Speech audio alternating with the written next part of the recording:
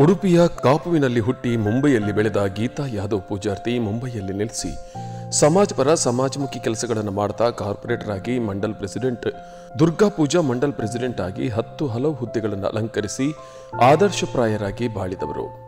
ಅವರ ಸವಿ ನೆನಪಿಗಾಗಿ ಅವರ ಮೊದಲ ಪುಣ್ಯತಿಥಿಯಂದು ಅವರ ಪತಿ ವಸಂತ್ ಯಾದವ್, ಮಕ್ಕಳಾದ ಮನೋಜ್ ಯಾದವ್, ಸಂತೋಷ್ ಯಾದವ್, ವಿನಯ್ ವಿ ಯಾದವ್, ನವದುರ್ಗಾ ಲಕ್ಷ್ಮಿ ಎ ಯಾದವ್ ತಮ್ಮ ತಾಯಿಯ ಹುಟ್ಟೂರು ಕಾಪುವಿನಲ್ಲಿ ತಾಯಿಗಾಗಿ ದೇವಸ್ಥಾನವನ್ನ ನಿರ್ಮಿಸಿದ್ದಾರೆ. ಪ್ರತಿ ವರ್ಷ ಸೆಪ್ಟೆಂಬರ್ 3ರಂದು ಬಡವರಿಗೆ ಹಾಗೂ ಅಶಕ್ತರಿಗೆ ಸಹಾಯ ಮಾಡಿದ್ದಾರೆ. ಅವರ 2ನೇ ವರ್ಷದ ಪುಣ್ಯತಿಥಿಯಂದು 1000ಕ್ಕೂ ಅಧಿಕ ಮಕ್ಕಳಿಗೆ ಪುಸ್ತಕ ಮತ್ತು ವಾಟರ್ ಕೂಲರ್ ವಿತರಣೆಯೊಂದಿಗೆ ವಿಧವೆಯರಿಗೆ ಪಡಿತರ ಧಾನ್ಯವನ್ನ ವಿತರಿಸಿದ್ದಾರೆ.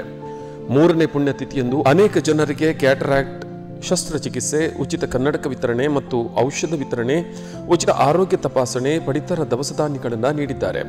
ಈ ಮೂಲಕವಾಗಿ ಮಾತೃದೇವೋಭವ ಎನ್ನುವ ಧ್ಯೇಯ ವಾಕ್ಯವನ್ನ ಗೌರವದಿಂದ ಪಾಲಿಸಿದ್ದಾರೆ.